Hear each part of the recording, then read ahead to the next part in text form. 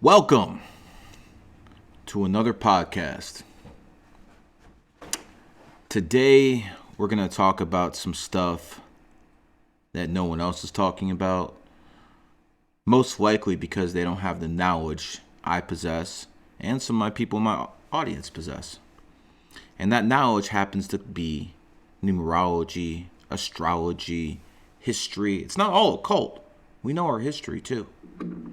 Because when it comes down to it, you can't just know the occult. You can't just know history. You gotta know both. You gotta see it from every single angle. So today we're gonna talk about Joe Biden and what happens if this CCCP puppet takes over on January 20th, 2021. And what I have to tell you is nothing pleasant. That is, considering if you are an American and you love this country. If you hate this country, hell, this podcast is going to be great news for you. But I want everyone to remember, it's better to deal with the devil you know, which is America in this case, than the devil you don't, which is China. Let's get started. This gentleman over here is Joe Biden, the guy who the Chinese stole the election for. Let me just say this. I'm willing to pay Barack Obama $100,000 if he will take an interview with me and tell me to my face without laughing that this guy, this clown, Joe Biden, got 15 million more votes than charismatic Barack Obama. I want him to tell that to my face. And if he can do it with a straight face, I'll give him $100K. Mr. Obama, you listening? Let's get to it. Joe Biden is born, they say, November 20th. I saw November 11th many times before they changed it. But one thing we do know is he's born in 1942. And 1942 is the year of the horse. Which means if Mr. Biden takes power, he's going to take power in his enemy year. Because January 20th, 2021 is still a rat year. And that is going to have massive repercussions, not just for the United States, but for the world and from an economic standpoint. Before I go into this, I want to point out one thing. Mr. Biden became a senator in 1972, a rat year.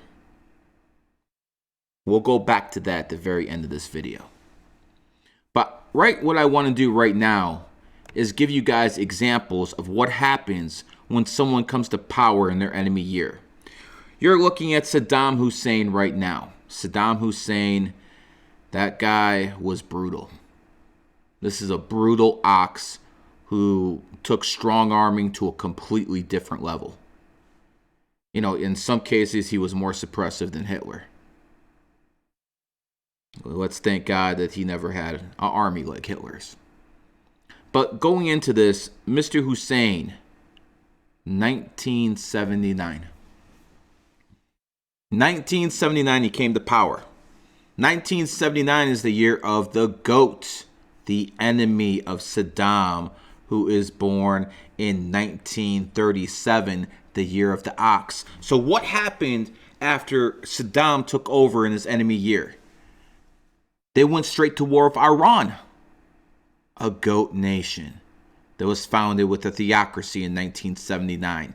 12 years later, the first Gulf War, 1991. And again, his country was invaded in 2003, what they call the Second Gulf War. Every single time in his enemy year. But we're not just talking about him. It's the people who suffered. The Iraqi people. He still lived in luxury. Yeah, they were trying to kill him, but he still lived in luxury. It's the people who suffered. Millions of them died because a man who was the leader took power in his enemy year. Next example, George W. Bush, born 1946, the year of the dog, won a contested election in 2000 and became the president of the United States in his enemy year. What happened? America faced its worst domestic attack in its history. 9/11. Some can argue Pearl Harbor. I'll take that. But 9/11, at least in modern history. What else happened? The Great Recession. All under George W. Bush's watch. Our economy fell. It's never recovered. When George W. Bush took power, America had no rivals in the world. China was nothing. Absolutely nothing. We had no rivals. After he was done, Russia, China started becoming somewhat rivals. This happened under his presidency. And who has suffered? The American people, whose standard of living has fallen. Again, a man takes power in his enemy year. Next example, Mr. Mussolini. I mean, if you look at this guy and you watch YouTube videos of him, he looks like a clown. He is a clown. But back in the day, that's what sold for charisma. He's born on the 29th. Mr. Mussolini came to power in an ox year. He is a goat. His country lost World War II, and he was basically lynched. His people suffered greatly under his dictatorship. And this is another example of the people suffering when someone comes in power in their enemy year. Next example I want to give you is a country, the Soviet Union. It's very, very important to understand this. As Joe Biden is coming in the presidency, he is basically wants to fundamentally change the United States of America much more than Barack Obama ever did. My people can say this is Joe Biden's Barack Obama's puppet, bitch, whatever you want to call. It's probably accurate. But the fact of the matter is, they couldn't have pulled this off a few years ago. Now they can. He wants to fundamentally change his country. So this is an example of what happens when that happens. In 1985, this man right here, Mikhail Gorbachev, came to power. And in 1985, he started doing economic reforms in Russia, which I will not disagree were needed. But look at the results. 6 years later, this man, who in 1985 might have been considered the most powerful man in the world, he wasn't only out of power. His nation didn't exist anymore. That is how bad things got in the Soviet Union. And when did his nation disintegrate? Let's take a look. It disintegrated in 1991, the year of the goat. So a man takes power in an ox year, and the whole damn nation implodes 6 years later in his enemy year. Very, very important to understand that, because what that's telling us is if Joe Biden gets in and becomes the president of the United States, what's going to happen is this country is not going to look like a country within 6 years. By 2026, we might not be the main superpower anymore under a Joe Biden administration. Let me show you what our adversaries are doing. Because it's very important to see, well, okay, this isn't working for Western culture. They seem to do everything backwards. Let's see what the other guys are doing. Let's see what America's so-called enemies are doing. Chairman Xi Jinping, the Chinese president, came to power in 2013. He is now president for life. He came to power in the year of the snake, and guess what? He's born in the year of the snake. China has been rising because they're going with the energy.